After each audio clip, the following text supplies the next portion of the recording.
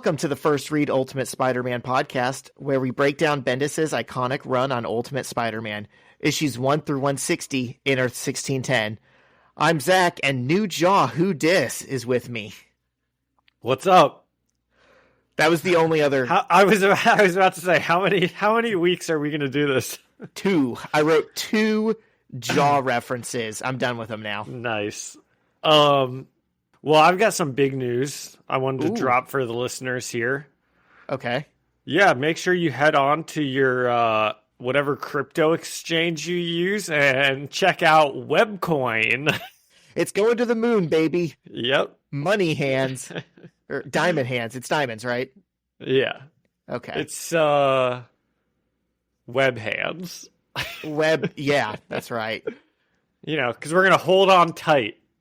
It's so funny. So that Muslim Peter Griffin account was like, yes. Wait, what? Did you tell me about this last week? Yes, dude. This was what got us talking about. Oh, okay. Crypto. He was like, it was. Oh, yeah. It was like someone that you liked, and then he began just like shilling crypto stuff. he was like, classic. Yes, gambling is haram, but investing is wise.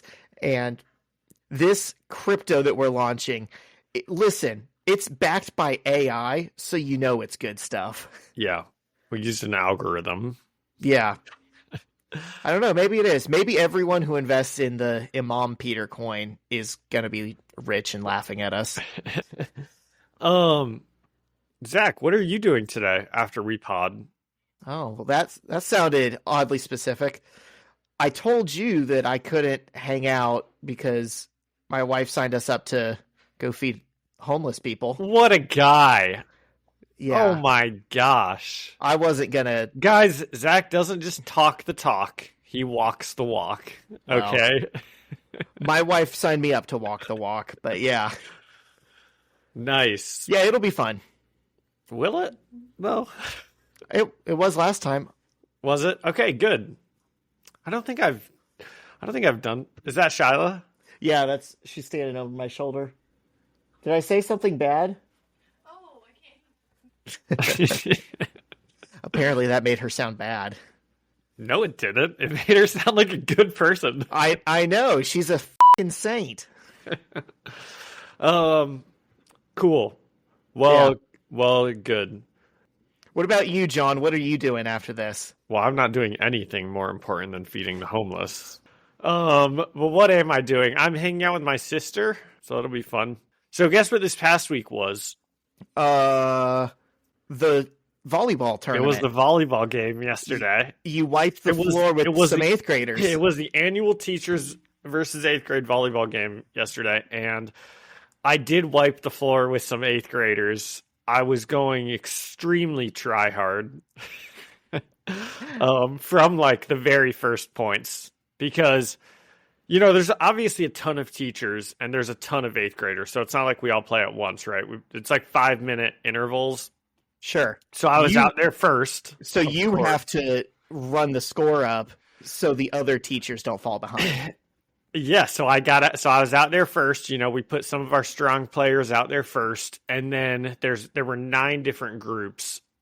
And I really wanted to play in group 7 because that's when all the boys that I coach were playing. Because the past 2 years I coached the 6th grade team and then the 7th grade team, and now they're the 8th grade team. And then I also really wanted to play in group 9 because that's like some of the good girls volleyball players. And dude, we of course kicked their ass, but playing against my kids that I coach, it was so much fun. And, you know, I wish I could say that I just like spiked it on them 100 times and they could not do anything, but it was like even so you better. will. It was even better than that because I was hitting the ball as hard as I possibly could.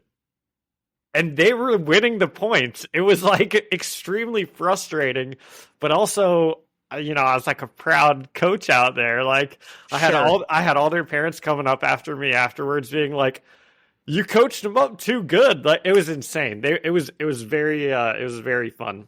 And then in the other groups, obviously I was putting the ball down pretty hard on these kids. This is the craziest humble brag of all time because you're simultaneously claiming your own success and your opponent's success. I know. It was very fun. The game went pretty perfectly for me as far as I was concerned. That was the only group that beat the teacher group like that they were up against. Like in total, I think we won by like 20 points. Last year we won by like 40. Bloodbath. And that group specifically, when we were out there, I mean, they kicked our ass pretty good from a point perspective. You know, we just couldn't get their serve. They weren't serving it to me, but it's okay. You know, John, this is our third year doing this pod, and I am sure we've heard 3 different times about you kicking the kids' asses in volleyball. Would this have been the third? I think it would. At least we've heard about it twice now. Yeah. But I love it. It's my favorite day of the year. Reoccurring segment every year. It's like Super Bowl Sunday. You know, we got to talk about it. I love that they're so close together. I know. Yeah, it made me very excited for the 8th grade volleyball season to come to start back up. Well, good. Happy for you. And let's see, what else happened this week? I don't know. Nothing too crazy. What about you? Anything fun? I went to 2 shows in back-to-back nights and Was realized... one at the Hi-Fi yesterday? No, it was last weekend after we potted. Realized I'm getting too old for this shit. One of them was a bunch of local rappers. There was like 15 rappers, and it was for Palestine relief. So like it was a good cause. And then the next night, it was a Screamo show, and I was just like, man, I'm tired. I've been standing too long. I want to go to bed. I have to go to work in the morning. But it was fun. Let's make a deal. As long as I'm out there going 100% against 8th graders in volleyball, you have to be out there going to shows. I for sure will, and I need to start working out again so I can go 100% in the pit because I have absolutely not been doing that lately. There you go. Well, we can both do that, and the listeners can start working out also. I had to take a couple months off for my surgery, but I just got back into it. This is about to become like a meathead exercise grind crypto scheme podcast. Yeah. If you're not waking up at 4 a.m. every day, doing to your cats arguing, balls to the wall workout, and then making $1 million in crypto, what are you even doing with your life? By 6 o'clock every morning, I've already, I don't know, what do these stupid people even say? I can't even think. There's one video specifically that I'm like trying to like. Is it the guy parody who has convinced himself? He's like 4-hour blocks, right? From 4 a.m. to 8 a.m. That's a day. I just did a whole day. Oh my gosh, I have seen that one. In 24 hours, I'm lapping all of you. I have been more productive in 24 hours than you will be in an entire week because I've given myself more days. Yeah, that's not the one that I was thinking of, but that is a great one. The one I was thinking of is this guy. It's the same basic thing. It's like in his first 2 hours of being awake, he's like, I've already gone to every, podcast influencer I can find. I've screen recorded it. I've broken it up into sections and I put it on TikTok or Instagram shorts or something. And it's like, oh, sure. Jeez Louise. I mean, talk about like just stealing other people's stuff for money. But hey, that's the grind set. That's right. Someone's probably doing that to us. I'm going to be on Instagram one day and I'm just going to hear our podcast and there's going to be like someone playing whatever, train surfers in the background. There's going to be some music in the background. Yeah. Okay. Should we get into Spider-Man? Let's do it. But first a word for our sponsor, people who make TikTok shorts about other people's stuff. Every business says they're better. But the ones that earn and display the BBB seal back it up. It instantly identifies businesses that are committed to operating with integrity, honoring promises, and telling the truth. Makes you wonder why every business doesn't have it. So look for it, because it's looking out for you. That's why it's the sign of a better business. And find a better business anytime at bbb.org. And we're back. And today we are getting into Ultimate Spider-Man issue 151 and 152. You know, I have this noted as our 95th episode. I think my numbers might be slightly off because maybe some I put bonus in and I didn't put like episode 73 bonus episode, right? So I might have like skipped, but as far as I'm concerned, this is episode 95. So there is a chance that we are going to hit it's 1 through 160. We're going to hit issue 160 in episode 100. You know, John, which you can't plan. That's just got to happen organically. Yeah. I hate to tell you that's not going to happen. Well, maybe we could plan it a little bit. Well, here's the deal is we have Yes. You remember how we read like Ultimate Team Up and it's like this is like 15 issues.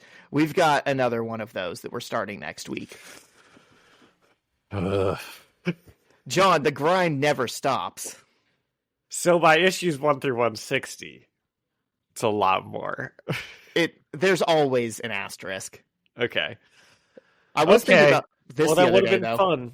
That would have been fun. We're easily over 100 episodes with our bonuses, right? And well, I don't know. Are we? Definitely. Okay. And we average over an hour per episode, right? So we have over 100 hours of content about Ultimate Spider-Man on the web. We have got to be like the most published critics of this series.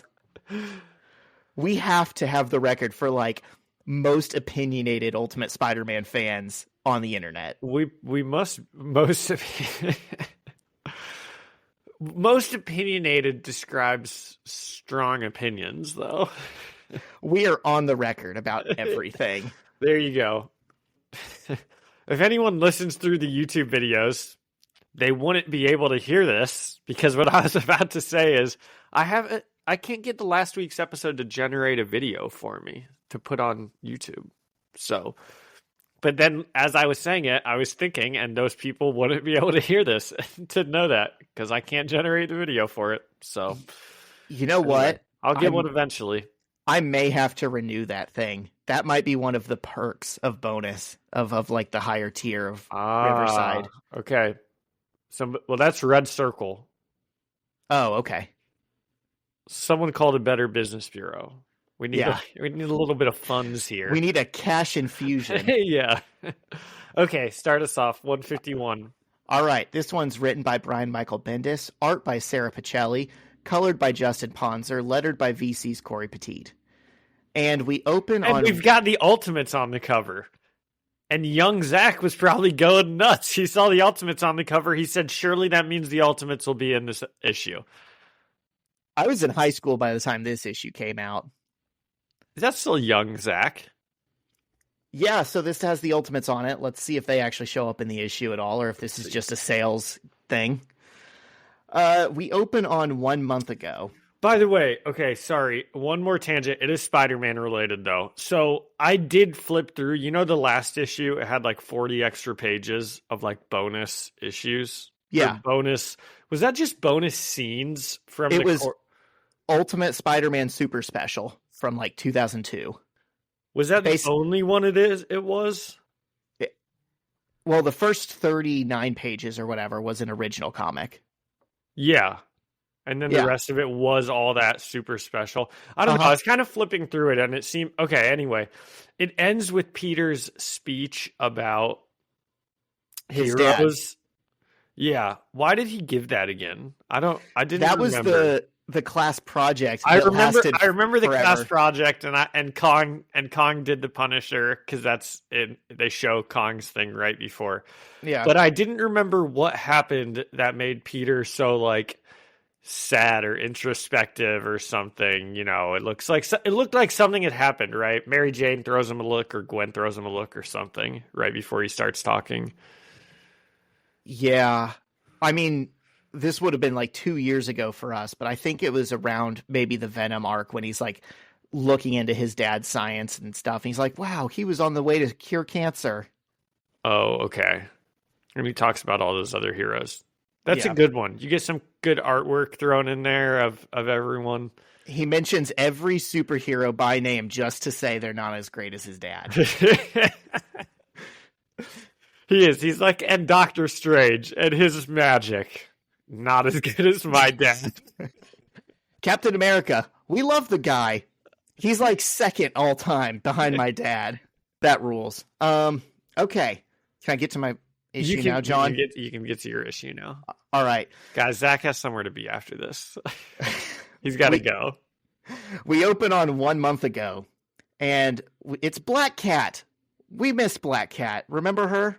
I definitely do remember Black Cat. And how interesting that she shows back up the issue after Peter becomes single.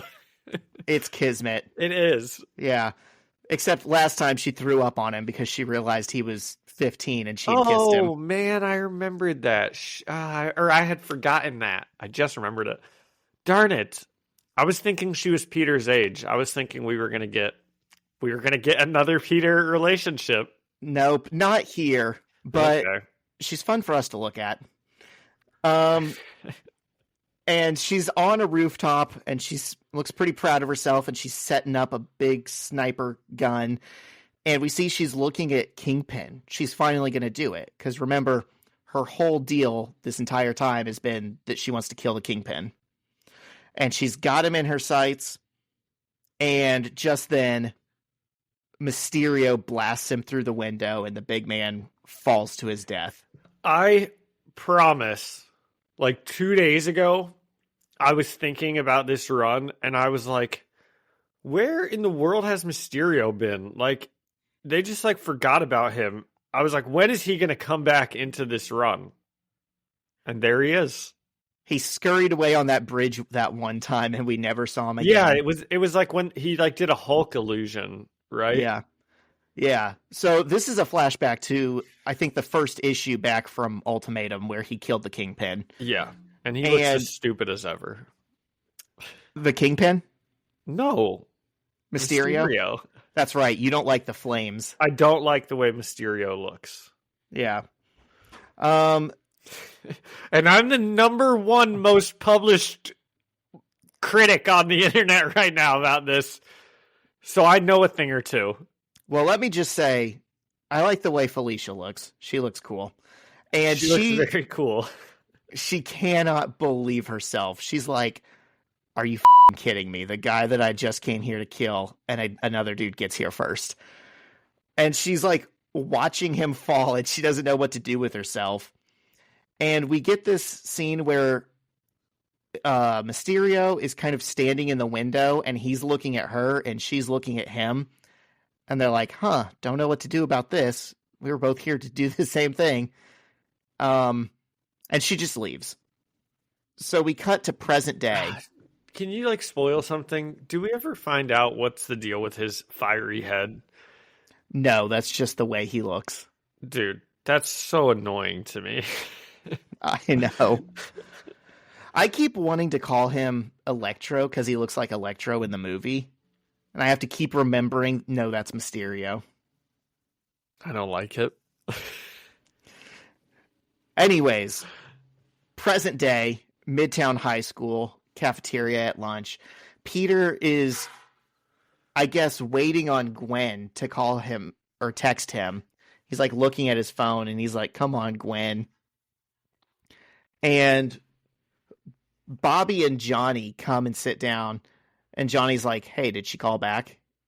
And Bobby, who's kind of taken over Harry Osborn's role as God's perfect idiot, he says, who? And Johnny's like, you idiot. The girl we've been living with who ran away from home. Who else would we be talking about? And Bobby says, I don't know. We live very complicated lives. And then Johnny starts saying, he just launches into this tirade about himself for like no reason. He says, yeah, it's, part of the problem is that she just had to live with me as well.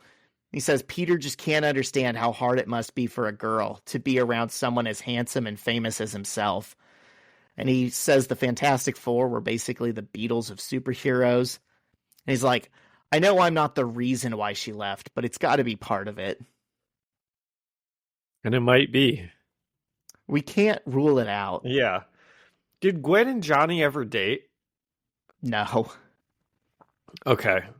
There was Johnny and Fire Girl dated a couple times. That's right. Yes.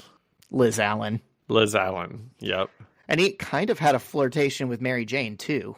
But honestly, I don't think we've seen him interact with Gwen hardly at all. Okay. Wow, she was probably nervous to talk to him. That's true. Yeah. It is like she's living with a beetle. Yeah.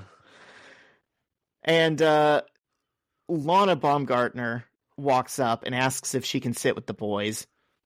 And Peter's like, yeah, and he introduces her to Johnny and Bobby, who are both just looking at her awestruck. They have their mouths wide open. And she's like, you told them about me, didn't you? And at the same time, Bobby says no, and Peter says yes, and then Bobby says yes, and Johnny goes, which part? So it's pretty obvious they all know what's going on. And Lana asks Peter not to tell anyone else about her criminal past because she's trying to start over at this school and stay out of trouble. The first time this girl and her mom appeared, I thought she was 7.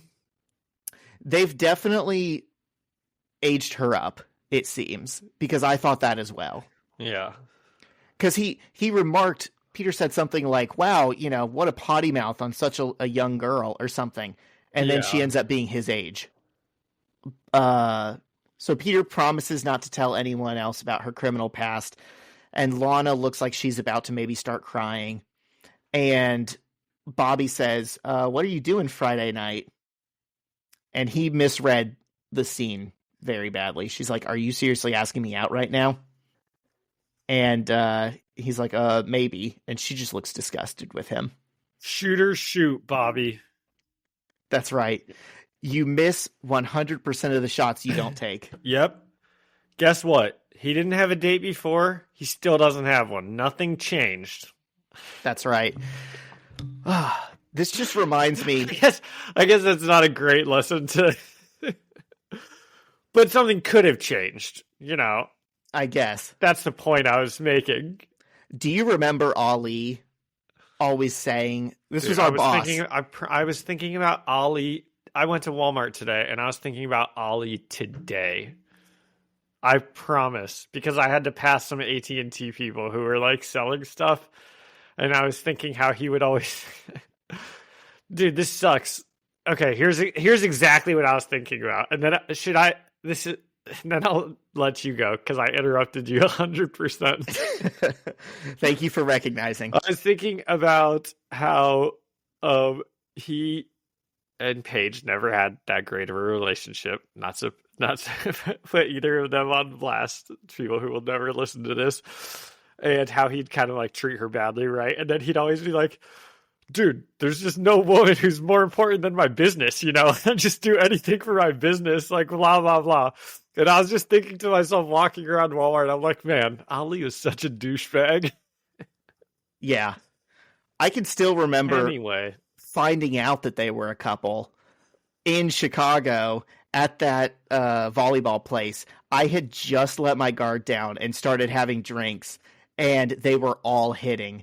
And then Tori came up and was like, hey, we got a dip. Ali and Paige were in a relationship this whole time, and they just broke up. Wait, at the volleyball? Wait, what did you just say? At the volleyball place in Chicago. I must not have been. Oh, was this? I don't know. I must not have been there. You were definitely there. Okay. Yeah, apparently some went down with them, and we were like, yeah, we got to bounce immediately. And I was like, I am so disoriented by what's going on right now. That's funny. That's funny. Okay, why were you thinking about Ali today? He would always give us these pep talks before we would go out and knock on doors and try and motivate us and talk about the law of averages. And it was in the sense of, if you knock on 150 doors and you pitch to 150 people, there is no way you're not going to accidentally find at least one sale. He's not wrong. He's not wrong. Someone will say, yeah, I just moved into this house and I needed internet anyways. That's your LOAs, baby. His, the way he would talk about that is he would say, I had this friend once. He was awkward. He was ugly. No one wanted to be with him, but he was constantly with girls. And I asked him what his deal was. And he said, I just ask every single one of them out. It works. This was like the lesson we were supposed to take away. Like, wow, I want to be like that guy.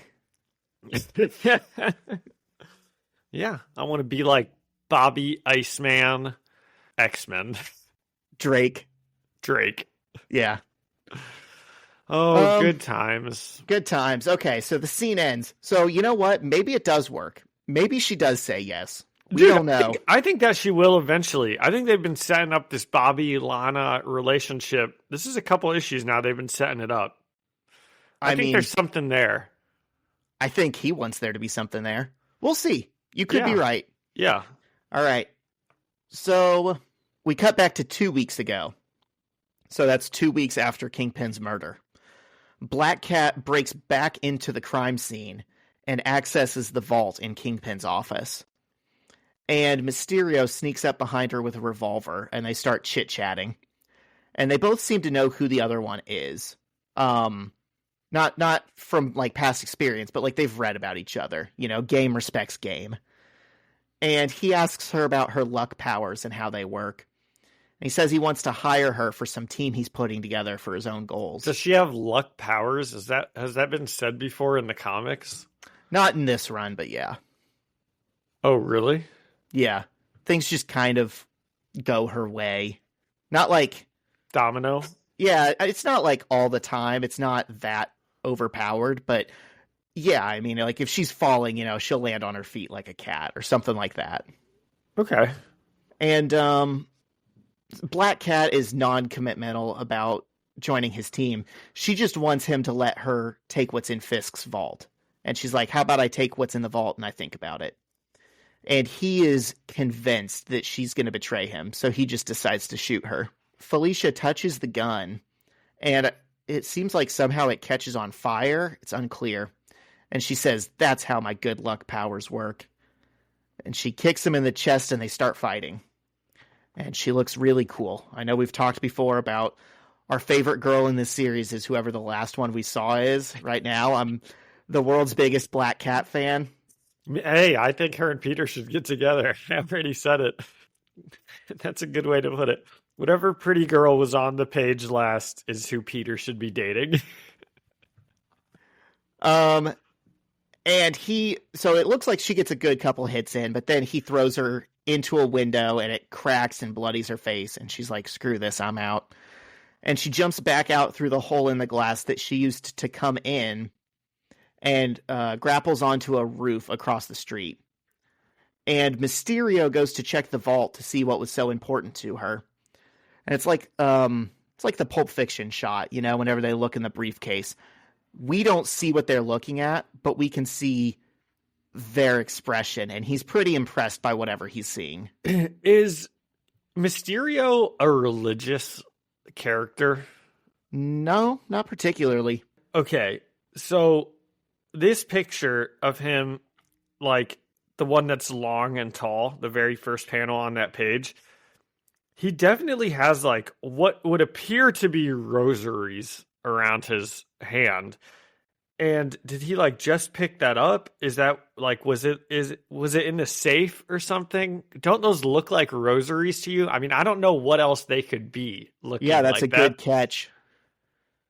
You want to hear my headcanon that I'm sure is not right? Tell me now. That's why I asked. What if after Daredevil died, Kingpin took Matt Murdock's rosary as like a memento? Dude, that's probably it. I like that. That would go hard. What a piece of shit that Kingpin is.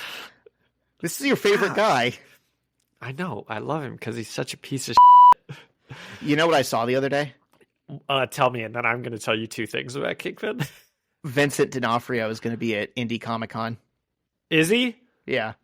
Unfortunately, I will not be able to go. I will be in Gainesville that weekend. I was just about to ask if we were going. You should go. Show him your impression. I'm sure he'd love it. That would be awesome. I would never do that in front of a group of people or to him. Never. Just stand up in a panel room full of 1,000 people. Get the mic, breathe into it real heavy. Can I get a picture, please? Mr. Fisk, My camera. That would rule. That would rule. I'll have to look at when that is, and maybe I'll go with my sister. I'm gonna find some other dork to go with me. I know. I'm so disappointed I'm missing it. Okay, I sometimes I'll like randomly put on the Daredevil series, especially with Daredevil being in the news, and I rewatched season 1, and it's just so good. Have you even watched it? I've told you to watch it, I think, a bunch, and I've told my sister to watch it so many times. She won't watch it. Dude, I watched the Daredevil show back when it was on. Okay. It's my sister that I can't get to watch. That's so strange. It's such a good show. It's so good. Show her the hallways. When he kills Ben Urich, it's so sad. Oh, I know. I almost texted you again when I watched it, and I was like, that piece of shit Kingpin just killed Ben Urich. I hate that. He's like, oh, you think you're going to bribe me? You're going to stop me from printing this? He's like, no, Mr. Urich. I came here to kill you. And then he just does. Like, yeah. Should I do the impression? Well, how can you not? He's like, I'm not here to threaten you. I'm here to kill you. Then he just kills him. Sad. It's a sad moment for Ben Urich, but it undoubtedly is a hard moment for Kingpin. Yeah. And then probably one of my favorite Kingpin moments is in this comic run when I think it's Shang-Chi that like infiltrated his thing. And he's like, who are you? And then he just chucks him through a wall. And he's like, I hardly care. That's badass. Yeah. Kingpin is generally badass. And then he got killed by Mysterio. Yeah, that was not badass. But I love that dude. Yeah. All right, we cut to present day, where Aunt May is sitting in her car in the driveway, leaving tearful messages to Gwen Stacy asking her to come home. And someone taps on May's window and she screams. And we see Gwen standing there and she says, dude, what are you doing? And May gets out of the car and the two hug. And Gwen says she went to find her mom and she thought this was maybe a sign that she should repair things with her mother, but there's nothing to repair. Her mom has already started a new family and wants nothing to do with Gwen. And May hugs her and tries to comfort her and says, she cares about you. And Gwen's like, actually, she told me she doesn't, and that if I had a place to go, I should maybe go there. And May's like, well then, she's a bitch. She is a bitch. I was thinking the same thing. I love that Aunt May said it, and I love that they didn't censor it in the comic. Oh, I guess they do usually censor stuff, huh? Yeah. Good for them. They were like, no, we need to spell it out for people. Yeah. Gwen Stacy's mother is the real villain of this series. She was probably on our Mount Rushmore of pieces of work there for a minute. She was, yeah. I believe. I believe you're right. There. We haven't looked at that in a while. We might have to reappraise that. Yeah. May says, you do have a place to go. And Gwen's like, yeah, the craziest place on the planet. And they're crying and hugging each other, and it's very sweet. If this had come like 20 issues after Gwen ran away, this would hit me right in the feels. But, you know, it's been like a week. I was expecting Gwen to be gone for longer. Yeah. Yep. And so Gwen apologizes for running away, and May apologizes for calling her 74 times. And May says Gwen and Peter should really have a talk, and that she'll try and keep the level of crazy down in the house for a while, because they've all had just enough crazy. And on cue, the comedic timing is perfect. Tony Stark descends above them in the Iron Man suit and says, hi, I'm here for Peter Parker's after-school training. Oh, Iron Man. You lovable scamp. Yep. What'd you think? Well, I think I kind of touched on it a minute ago, but the big takeaway from this issue is Gwen really came back like immediately. You know, that had her leaving now has like no weight to it. I gave this issue 16 out of 24 hours that Gwen was out of the house. Okay. I did like their little talk. It was sweet and cute. Every time May and Gwen share their feelings with each other, it's just beautiful. Yeah. I loved every scene that Black Cat was in. Well, yeah, her stuff, you know, was good. And we got to see Kingpin, right? That's always fun. Yeah. The Ultimates were on the cover, and Tony Stark appeared in one panel. I liked May and Gwen's little talk also. I'm gonna give this one slightly higher than you. I think I'm gonna go 18 out of 24 hours that Gwen was out of the house. Okay. You know, I like the new status quo, we'll say, of another superhero in the school. You know, I think Peter and Lana. That's what I was trying to say. I think Peter and Lana should start dating. Peanut. Sure. Peanut. That'd be pretty rude to Bobby, but, you know. Well, yeah, let's just get everyone in on.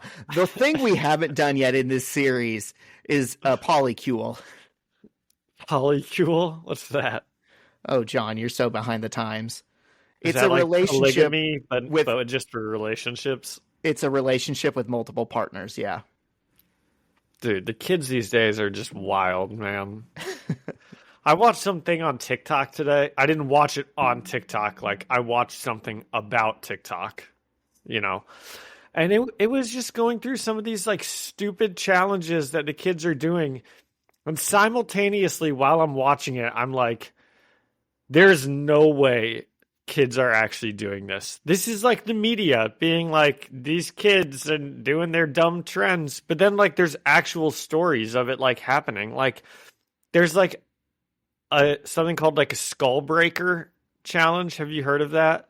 No. I'll run through, like, the stupid ones here, and you can tell me how likely you think they are to actually be happening, like, on kind of a major scale versus, like, this just happened, like, once or twice, and someone got hurt, so now it's, like, all over the news. Kids are doing the challenge. Sure. Okay? So the skull breaker one is... What a good halftime show for our listeners here. So the skull breaker one is like two kids are like trying to show their friend a dance move, but it's like a prank on him. And when he like jumps up to do the move, they like take his legs out from behind, so he like goes crashing down and hits the back of his head like on the ground. Oh my God. And then you film it and it's on TikTok for views, right? It's the Skull Breaker Challenge. That's like what it's called. And I know it's happened at least like a couple times because they had news stories of like a couple kids like breaking their skull and like getting seriously injured. So yeah. So what do you think on that one? I would hope that that's more of a media creation than something that's happening en masse. Because God help us if there's like a lot of kids doing that. I would hope so too. Okay, the next one was there's like a setting yourself on fire challenge. Have you heard of that? I mean, I know that people have... This is another side tangent. Dude, 10 years ago, when I was in college, there was a house show in Terre Haute, where I went to college, where shows never happened. And it was Beartooth, who's Pierre's? Oh, okay. No. It was Beartooth, who's now like a really big band that plays like arenas. And it was Church Tongue, who their guitarist is now in Knocked Loose, which is like one of the biggest heavy bands in the world. Beartooth, Church Tongue. Yeah, okay, got it. The Church Tongue guy it was in a house.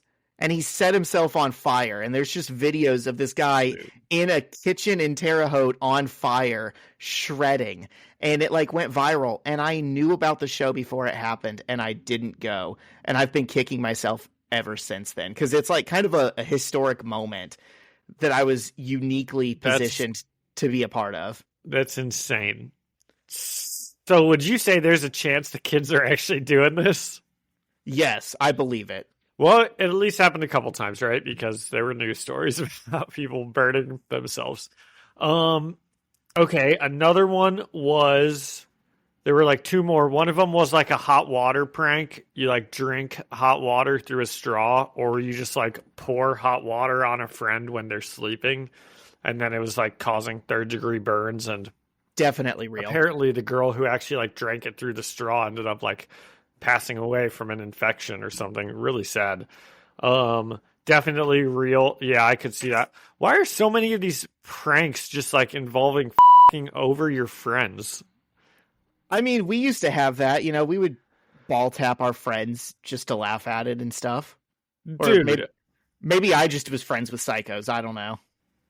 Yeah, I've ball tapped a time or two, and I've been ball tapped before, but never hard enough to actually like really do some I would never pour scalding hot water on my friend while he's asleep. Yeah. I think there's something about like pubescent teenagers where I don't know if it's like, well, it's talking about their frontal lobe is not developed yet, so they don't have the ability to make like long-term decisions, you know. But how will this affect life? I think there's something about them to where they think looking like a psychopath impresses their friends, because it's like you know, you would stay the night with people and someone would pull up like 2 girls, 1 cup or something like that. That's just foul. And no one's enjoying watching it, but we're all watching it, right? Because it's like this, some kind of like group psychology thing where you don't want to be the one to look away. There's something about being a teenager that just brings out the criminally insane out of someone. You just brought me right back to those sleepovers. Oh man. So there's that one. That one I would say is definitely real also. And then I'm sure this one was from the past. I'm sure you heard about people like grabbing ice cream off of stores and like licking it and putting it back, just like the most foul thing you could do. I didn't know they put it back. When I was a kid, I used to do coning. You know, I would order an ice cream cone and then just grab the ice cream and leave them holding the cone and walk away.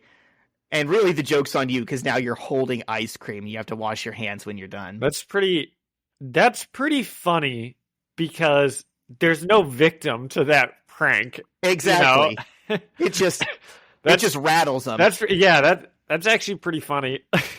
One time, no, Zach, that's not what I'm talking about, though. I mean, going into Walmart, getting a carton of ice cream, opening it, licking it, and putting it back in the Walmart shelf for someone to buy. That's straight up a violation of the social contract. That's disgusting. I mean, dude, I just like, and that one was like adults doing it. Oh my god! It's like, what's and wrong after with COVID, it? Oh, and then there's another one, like dancing on people's graves is now like a TikTok thing, like going to a graveyard and dancing.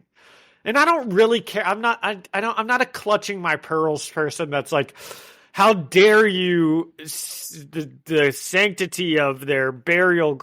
It's just lame.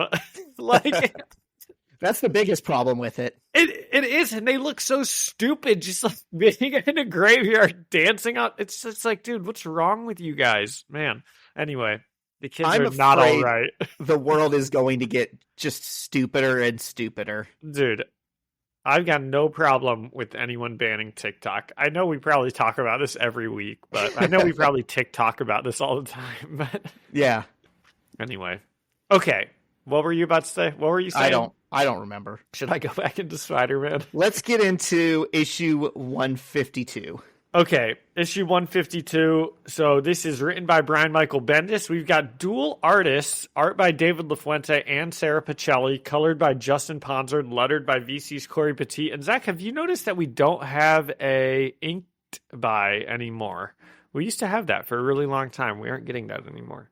So when it says artists, I would assume that they are inking their own pencils as well. I wonder if that stopped when LaFuente started, because he inks and arts. Maybe. Yeah. So the issue opens 2 weeks ago, right after Mysterio killed Kingpin. Or I guess this would have been technically 2 weeks after Mysterio killed Kingpin, because in Zach's issue, we saw that was a month ago when the actual killing happened.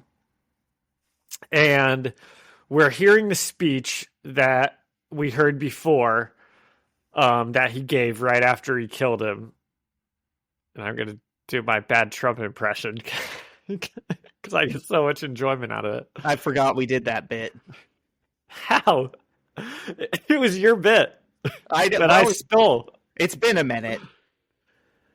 No more Wilson Fisk. No more Kingpin of crime. More like the Burger Kingpin of crime. He's very fat, Wilson Fisk. Very, very fat. I killed him. You don't have to thank me. You could thank me, but you don't have to. The Burger Kingpin of crime. You blew through that. You could have paused for a good little laugh track. Trump doesn't pause. He just keeps going. That's right. So Black Cat is watching him give this speech through some 3D glasses so she can see into his little lair. And it looks like there's another person in there. Does he have a scientist with him? Did he have that? Or is this kind of new information to us that we can see a scientist in there? Yeah, I think he had a science bitch working for him. Did he? Those freaking science nerds. Lab dork. Hey, he's got to have someone to reach in their pen holder in their shirt and be like, you dropped your pen, and just drop it on the ground. Yeah, definitely. Give them a noogie when they bend over. Yeah. Does that always make you think of It's Always Sunny when they're like, this stupid science bitch couldn't even make me more smarter? Yes. So as she's watching Mysterio give the speech, she sees Spider-Man kind of swing past her. And then through her 3D goggles, she sees Spider-Man break into Mysterio's lair and begin fighting. And now I can definitely tell that there's a science bitch in there. Now I know that there is. And it would be interesting. And you said that there was one before. Yeah, I think they talked briefly and we're like, oh, cool, he's got a little nerd working for him. We probably said the exact same thing we just said.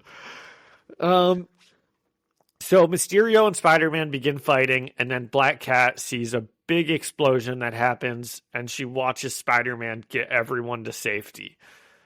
And I had forgotten that she had realized how much older she is than Spider-Man. So I said, I think she's developing a little crush on Peter Parker here. I actually said, old single Peter Parker. Watching him just kind of save people, but maybe not. She had previously had a crush on him. We can assume now, throwing up on his crotch maybe was the nail in the coffin for that. Probably. So back at the Parker household in present time, May and Gwen are on the front lawn, and we remember from Zach's issue that Iron Man is above them. And he hovers above them, and he's like, hey, this is Peter Parker's house, right? And Aunt May begins yelling at him. She's like, you're going to blow our cover. You're going to ruin our lives. And the neighbors begin to come out of their homes, and they begin gawking at Iron Man. And she's like, dude, you're ruining our lives. She says it a couple times. And it's very funny. He's so oblivious. He's like, what? I thought I was supposed to come here. And he's like, they told me to come here and pick up Peter Parker. Not all armored up and flying. Spider-Man. Just like bring a car service or something. And finally he gets it. And he says, "Oh, thank you for the thank you for the directions, kind citizen. You were a huge help." And he flies off. And it's pretty funny, like Zach said. It's a good little bit. If these neighbors haven't already figured out he's Spider-Man, they're stupid and nothing will show it to them. I would actually love an episode of getting to see all of the neighbors in their present day lives, an issue. I mean, and you just like follow them like through their dinner conversations, and they're like, fucking Iron Man showed up to pick up Peter Parker, Spider-Man. It's insane that they think we don't know what's going on at this point. And, you know, they're just all being chill about it because they don't want to, like, get black bagged by S.H.I.E.L.D. or something. Sure. Like, over their shoulder in their window, you can see, like, Peter, like, suiting up in the yard. Yeah. Peter's, like, taking his mask off or putting it on, like, as he's opening or closing the door. Like, he's not being, like, sleuthy enough. That's like one of my favorite bits from Buffy the Vampire Slayer is for the first few seasons, you're like, how does the entire town not know that she's the Slayer? Every day, she's like killing something or stopping something, or some evil force is taking over everyone's bodies in the school, and then it's just going away. And they're always catching her running out of class and stuff, and she'll drop her backpack and wooden stakes will fall out. How are these people this dumb? And then you get to like the prom episode, and basically like the whole school is like, hey Buffy, we know you've been saving us. We don't really know what the deal is, but thank you and we love you. Yeah. Everyone's like, just stay out of it. Just let her do her thing. Okay. She's clearly saving all of our lives. Let's just not rock the boat here. Right, but absolutely no one wanted to bring it up, like, just in a casual conversation. Yeah. So May tells Gwen that they're going to have to move again, and Gwen says, "How could I ever want to leave this house?" Aw. And we back up to 1 week ago. Betty Brant is at the Mysterio explosion site outside with a bunch of reporters, a bunch of police officers, and inside we see Black Cat has found the safe that she was looking for. And we can also see there's a bunch of money in there. You know, there's some pearls or something, but she doesn't go for any of that. I don't think those are pearls. I think that's the rosary you saw. But how could it be? Mysterio had it in his hand, right? He might have taken it out of the vault and then put it back in this vault. And then put it all back. Maybe. You're probably right. So this is what Kingpin's safe is. Matt Murdock's rosary beads. I bet you're right. I wonder if this is explained in another issue somehow. It would have to be something Bendis wrote. I don't think any other writer would pick up on a thread like that. Well, I think that you're right. I think that makes sense. Kingpin's given a f*** you to old Matthew Murdock, takes his rosary. Yeah. That's really... That should be a TikTok trend. That's so cold and heartless for Kingpin. We'll have all the kids doing it. Yeah. Okay, but Black Cat doesn't go for the money or anything. She picks up this gold amulet thing, and right as she picks it up, Mysterio is there behind her.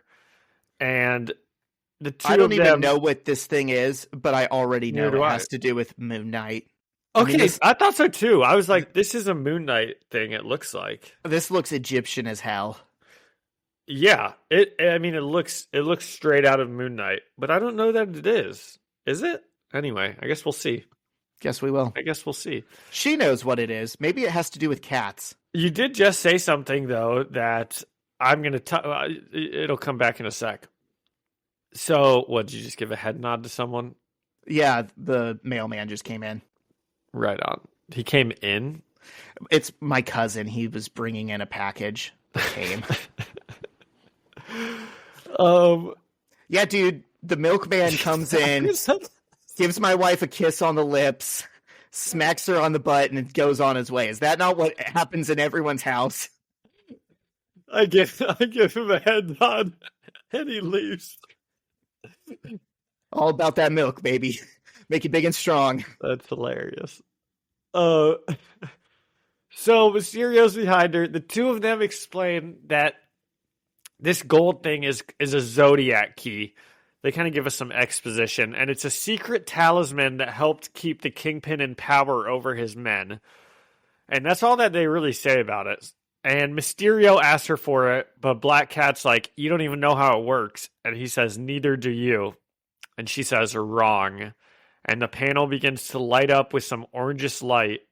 And then the scene cuts outside where the entire building is being illuminated from the inside. And we see Black Cat running away on the rooftops. And I specifically noted in the moonlight. She's like perfectly framed in the moonlight. So right when I did see this gold thing, I was like, oh, this is a Moon Knight thing. But then as they talked, and I was like, why would Moon Knight be involved in this? It must not be.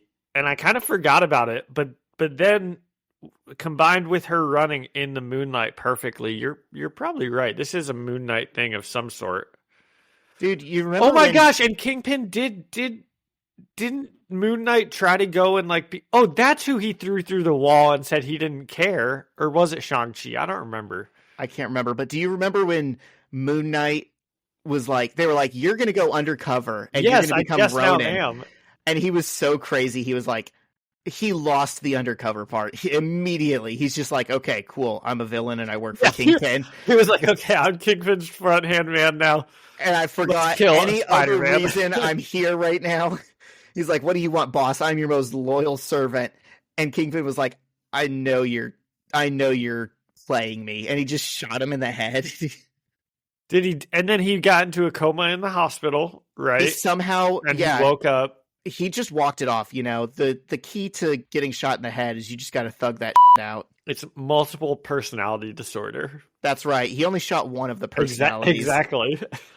I love comic books. So where is that the last? So Kingpin probably took something from him.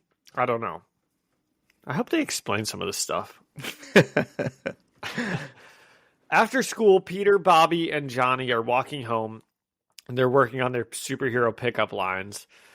And Johnny thinks Bobby should be like, "Ice to see you." And Peter says that Johnny's go-to is it hot in here or is it just you? And we see two of Peter's neighbors getting ready to move. The wife is yelling about how she's leaving because there's too much superhero going on in the neighborhood. And the husband's like, we own the house. We can't move. And she's like, I'm leaving. Listen, I'm out of here, man. And I said, these are the real victims of Peter Parker's superhero antics. Yeah. This couple is, And John, I can't help but notice these are like the only black neighbors we've ever seen. So superhero shenanigans might be gentrifying Queens. It might be. I think there's that brings up an interesting thought. In a world with superheroes and all of this nonsense going on, there would absolutely be like stuff like that, like socioeconomic blowback that we wouldn't even consider, where it's like, well, yeah, they saved the day and stopped these robberies and this and that, but there's this urban flight problem now and this. Oh my gosh. Oh, woke.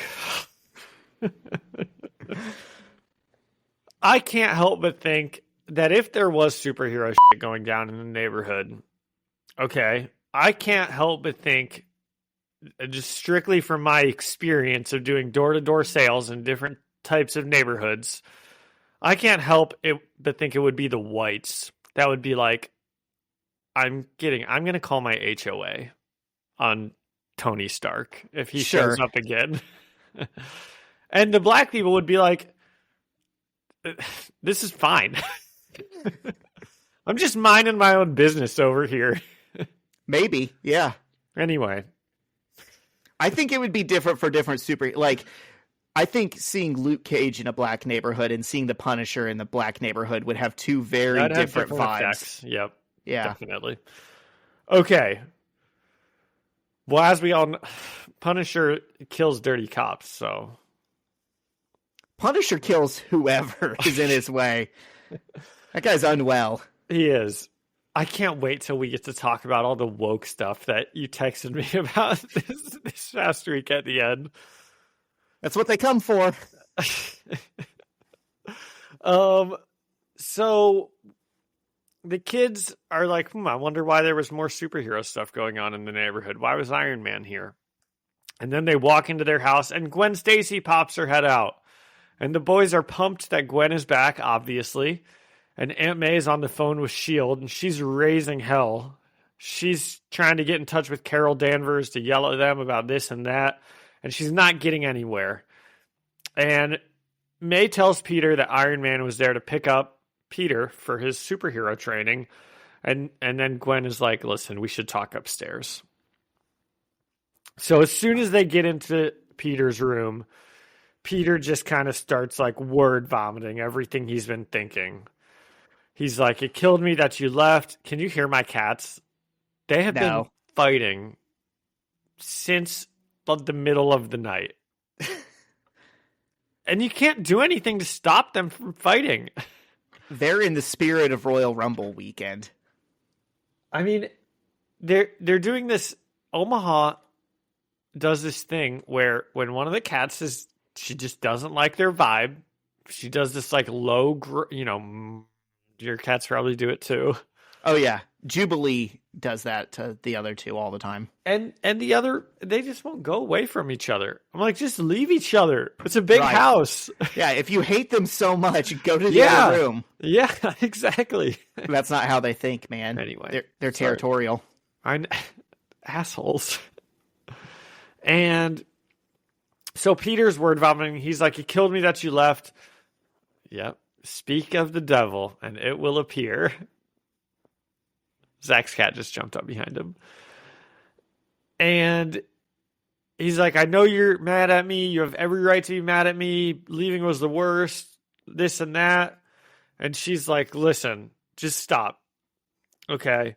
I'm not mad at you. I love you, but we need to break up. And she says that she can't figure out what type of love she has for Peter. She's like, maybe we're best friends, or maybe not. I just can't figure it out. But she's like, but I kind of like forced you into dating me. And Peter says that she didn't force him into dating her, which you and I have talked about before. I'm like, where did this come from that she like thinks this? Well, it's hard for us to say because they started dating off panel. Yeah. Yeah. But he's like, look, you're hot, but you're not so hot that I would lose all ability to think for myself. You didn't force me to date you. And she's like, wait a second. You think I'm hot? Maybe we should be dating again. How were they together 6 months and she didn't know he thought that? Dude, I can't decide what I want. I'm like, oh good, they're breaking up. But then as you know, the last pretty girl on the page is who Peter should be dating. So she's like, maybe we should be dating again. And I'm like, maybe you guys should. She brings up a good point. Hey. And Gwen's like, oh, maybe we should. No, we shouldn't. Blah, blah, blah. She throws her hands up like she's like, oh, okay, no, we shouldn't be. She's like, I love living here too much, and you're my best friend. We are broken up. And Peter's just so happy that she's back. I don't think either one of them are really valuing their significant other relationship that much. They're both just happy to be back. They're both just happy Gwen's back. Which I think tells us that it was a relationship of convenience. It's very sweet. They share a big hug. It's a relationship of convenience. Yeah. Dating the person that's like your sibling. Exactly. But Peter was dating MJ, so I don't know. What do you mean by that? He was with MJ. So it's not like you could say it was convenience. It was just two single people living in the same house, what's going to happen? So it was Peter convenient. did have a girlfriend. Not when they started dating. Peter was not two-timing Okay. in this instance. There's a difference between two-timing and He did to emotionally Kitty. cheating. Yeah. He is a two-timer. He two-timed Kitty. Dude, did you know? You got to ask Shyla or Alyssa. Yeah, thank you. If they have ever heard of this Facebook group. My sister was telling me about this group. There's a Facebook group where girls will post pictures of like the guys that they just started dating or are thinking about dating. And they'll be like, hey, if anyone's dating this guy, shoot me a message, and it works. That's crazy. That's insane. How big of a net this Facebook group casts that it works. I mean, it's crazy.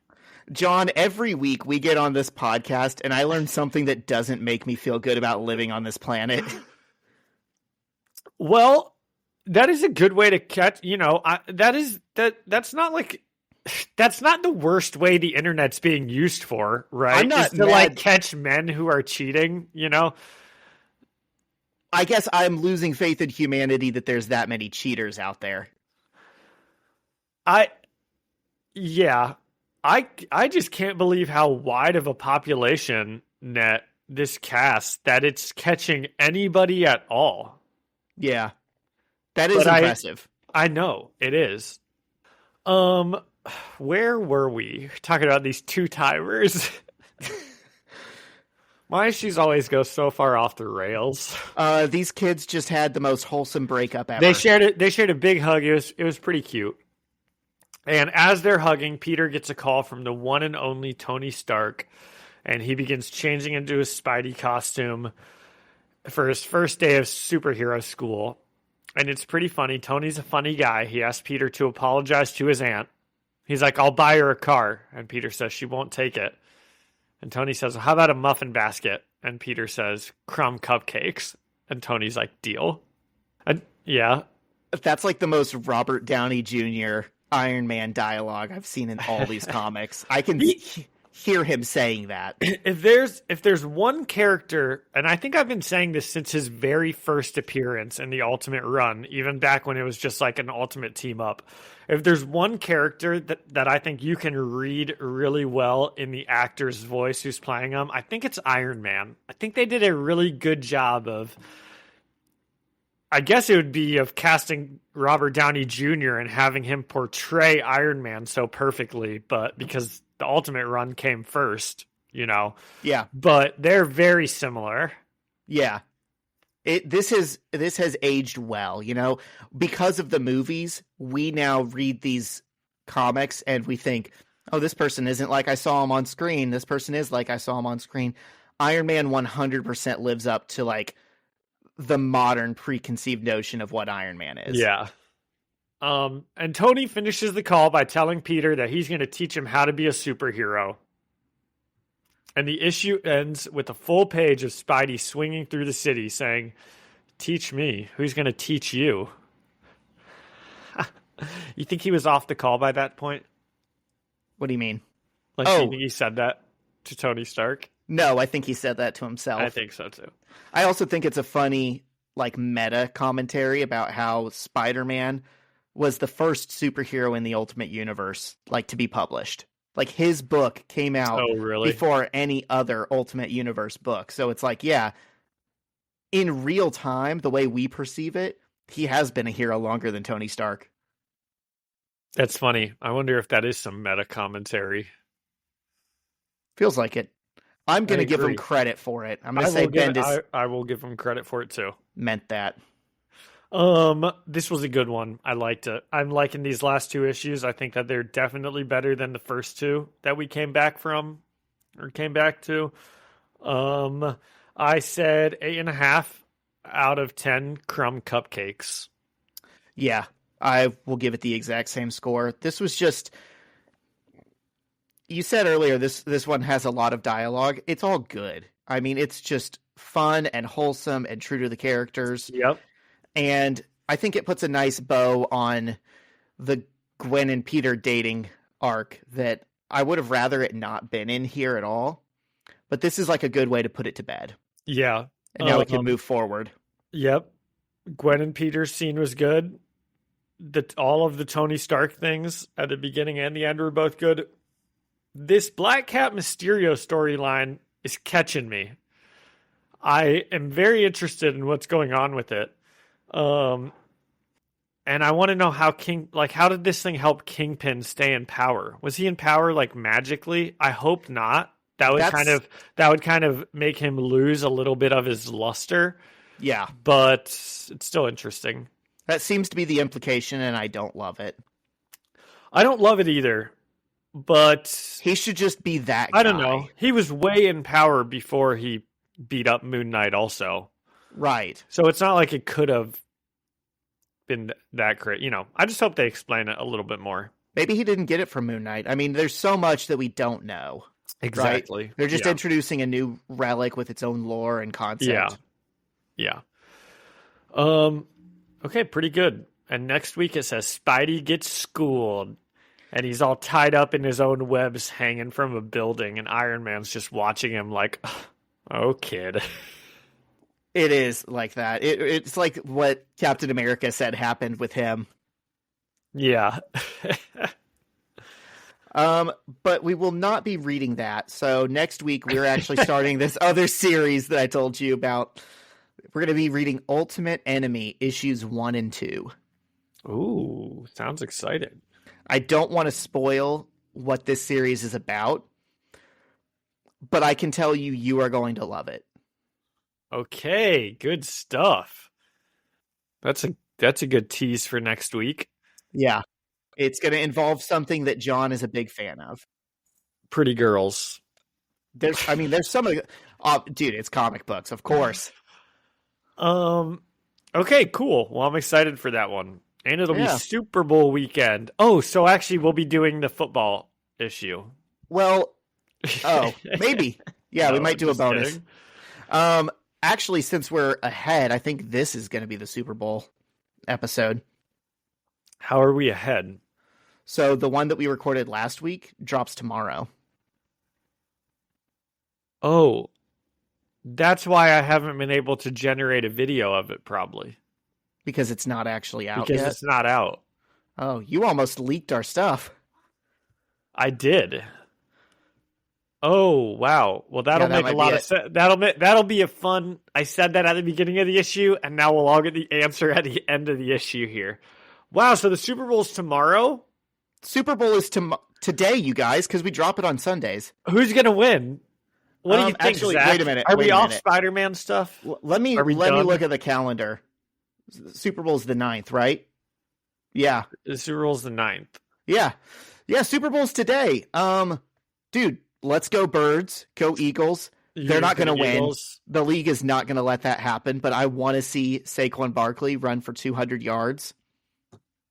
I don't think that's going to happen. I think if the Eagles win, I don't think Saquon is going to have an insane game. He could still have a very good game. You know, I want to see it. I'm a big Saquon fan. But the Chiefs are just a better defense than they've been playing.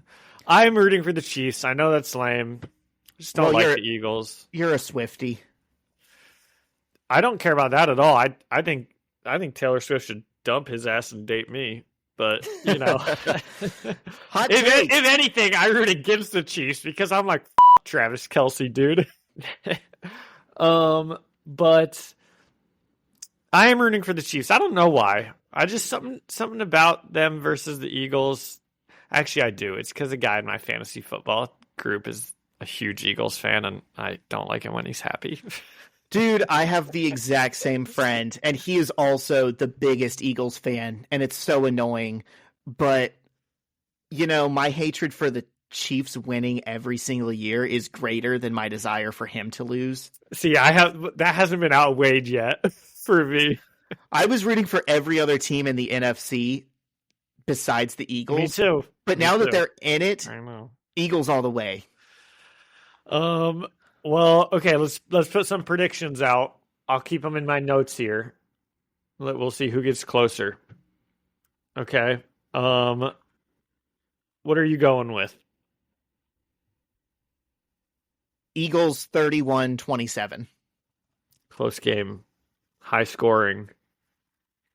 Okay. I'm going to say I do think that the Eagles are going to win. I am rooting for the Chiefs, but I think that the Eagles are going to win. So what do I want my prediction to be? I'm going to go with Chiefs with our Lord and Savior Patrick Mahomes leading the way. And I'm going to say 27-25. I don't know how the Eagles get to 25 points, but there's always some dumb shit going on. So, I'm going to say 27-25 Eagles. I feel like there's always a safety in a Super Bowl for some reason. There's always something stupid. Someone will miss an extra point, so then they'll have to go for 2-point conversions for the rest of the game. It'll get off that. Sure. Yeah. 27-25. Yeah. The league will spot the Chiefs 4 points to begin the game. Of course. Well, maybe that's what'll happen. Maybe they'll just deduct 2 points from the Eagles to start the game. Sure. So yeah. Okay, cool. That'll be fun. I will say the thing I'm most excited about for the Super Bowl, and I'm sure I've talked about this 3 different times now on the pod, it's so fun every year. It's like my favorite tradition is my dad just being a grumpy old man who hasn't listened to new music since 1983, complaining about whoever you have talked about that a couple of years in a row playing the halftime show. Several years ago, no one could convince him that Rihanna was like a famous household name. He's like, why are they getting people that no one knows? They should have sticks. I think that was actually 2 years ago, the last Chiefs Eagles Super Bowl, because isn't that when they had like the modern day, or that's when they had like, did like Dr. Dre come back and Snoop, and they had like those kind of old school rappers? I think that was a couple years ago. That was the last Chiefs Eagles game. I don't know if that was the same year as Rihanna. I hardly watch the Super Bowl. I'm only in it for the football. That's right. For the gambling. That's right. But I know who is the Super Bowl this year. It's Kendrick Lamar. And my dad is going to specifically hate it because, rap isn't music. He's going to be an old man. People talking fast. Yeah. And I mean, I'm going to love it. I like Kendrick. And also, you think he's going to hate on Drake in front of millions and millions of people? That's going to be beautiful. And yes, I do. And I think what's going to happen is I think they're going to he'll do that line where he's like, call it A minor. I think they're going to cut his mic because they don't want him saying some of this stuff. And I think the stadium is going to sing it and it's still going to come through the broadcast. And I am going to be cracking up laughing and kicking my feet in the air. Now that would be hilarious if it did get to that point and then he stuck the mic out and the whole stadium did sing that. It's gonna happen. Everyone knows it. Retire. Everyone loves it. I saw a video the other day where it's like Drake was playing at this intimate club in Barcelona last night, and they're like, "Man, Kendrick sent this guy back to open mic nights." Dude, that's really funny. And it's going to be really funny that my dad is going to have to reckon with the fact that my niece, so his nephew, my nephew, so his grandchild is named Kendrick, and he's named after Kendrick Lamar. And my dad has no idea of that, and I'm going to get to drop that lore on him. He's going to be hating on this guy on his screen, and I'm going to say, hey, that's who Kendrick's named after. I was going to say, are you going to say it before or after? Oh, I'm going to let him get mad, and then I'm going to ruin his night with that, and then I'm going to start singing along. Dude, I hope your dad is just vibing the whole time to this halftime show. It's impossible. I hope his head's bobbing. He's just like, this dude is spitting. Man. Okay, great. I can't wait to hear about how this goes. Yeah. Except we won't by next week because we'll record next week's episode before the Super Bowl. I might take a video of it. It's always so fun. And the people he thinks are the biggest musicians in the world aren't even who we think of as like the biggest musicians of the 70s and 80s. They're just the ones that he liked. I like the Sticks. There's no the. Whatever. But the thing is, like, he doesn't like Led Zeppelin. He doesn't like David Bowie. He doesn't like the big one. Bruce Springsteen, can't stand him. It's specifically like the yacht rock crap. Okay. Can we talk about all these Marvel things that are happening that you wanted to talk about?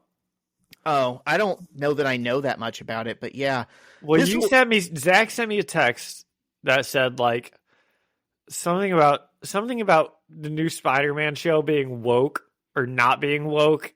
And this is going to be old news by the time people hear us talking about it. But yeah, the voice actor for Spider-Man said something about this show that just dropped, which I still haven't watched. He said my biggest fear was that it was going to be like woke and bad. How has this guy not had like media training? Dude, did Why he would you say even anything say that that? wrong? It's just weird. It's awkward. Why do you just say it was an honor to play Spider-Man? That's like the coolest thing that's happened in my career. You guys are going to love the show.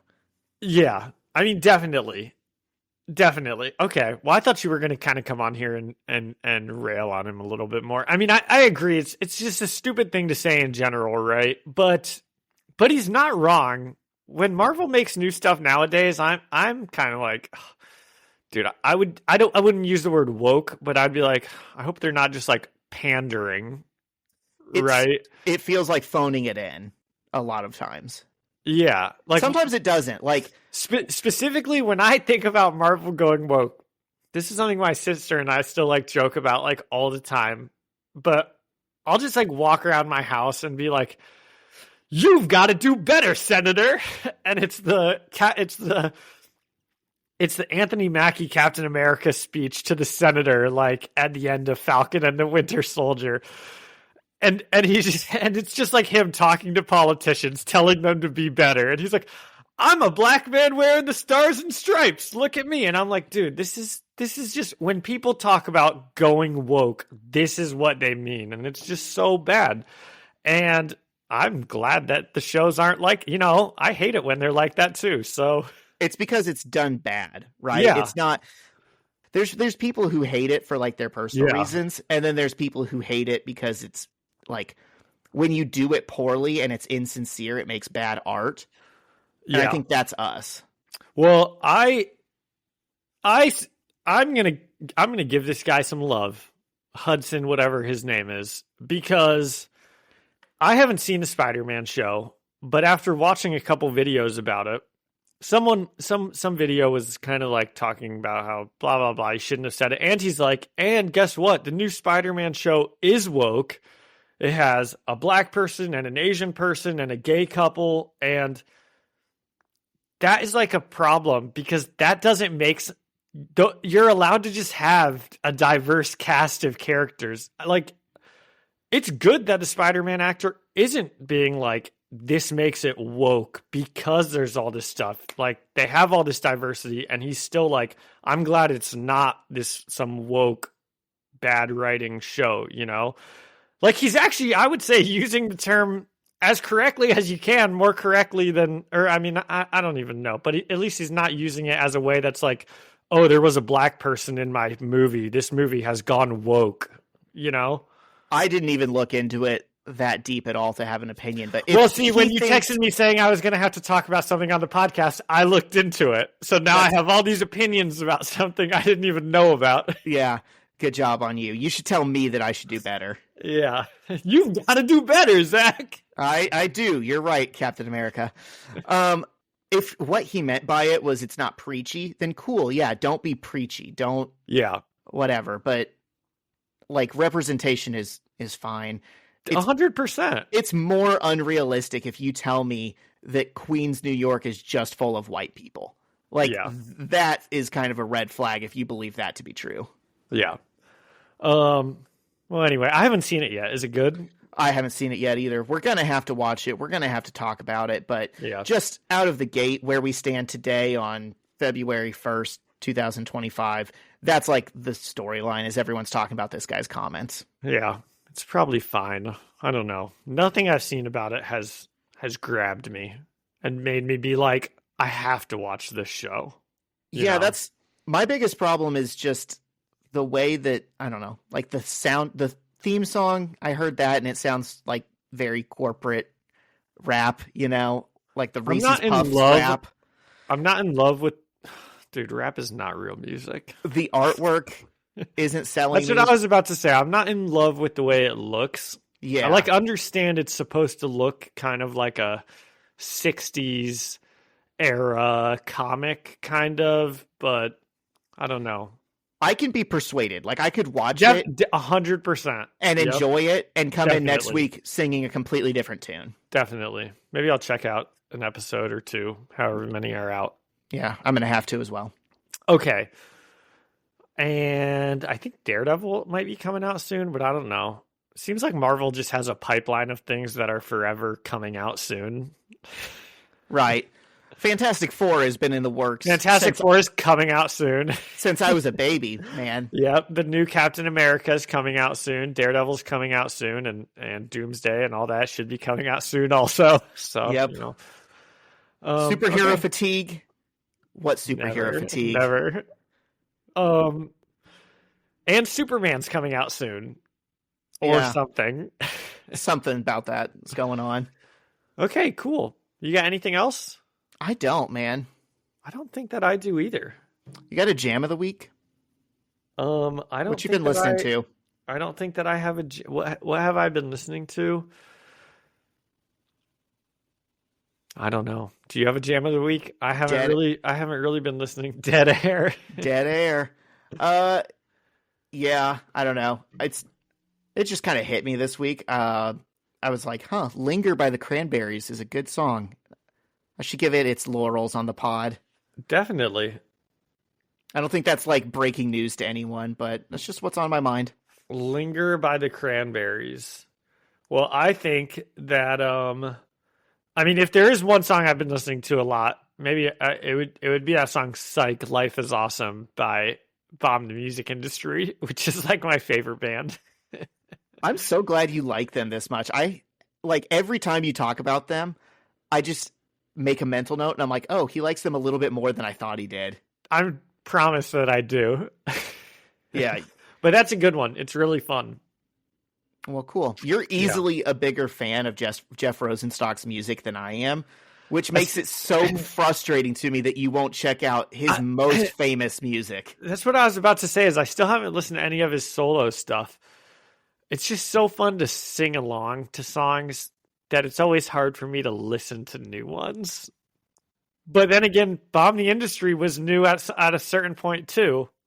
It was. So, and I think you'll find that they sound kind of similar. Yeah. If anything, I think he's more freed with his solo stuff. Yeah. You've got to I know I've texted you this, but you got to keep an eye out for some tickets for any time he comes around.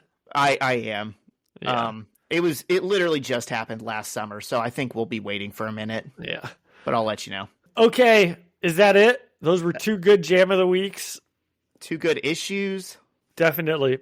Next week, Ultimate Enemy 1 and 2. Awesome. Thank you so much to Ian Hickey for the music and Alyssa Seaman for the artwork. And thank you to all the webheads for listening and leaving us a review or a comment or buying our crypto. You can find us, the First Read Ultimate Spider-Man podcast, on Spotify or Apple Music or anywhere else you listen to podcasts. Or you can come and chat with us on Instagram at First Read Podcast. Send us an email at firstreadspidey@gmail.com or find us on YouTube, the First Read Ultimate Spider-Man podcast. See you next week. See ya.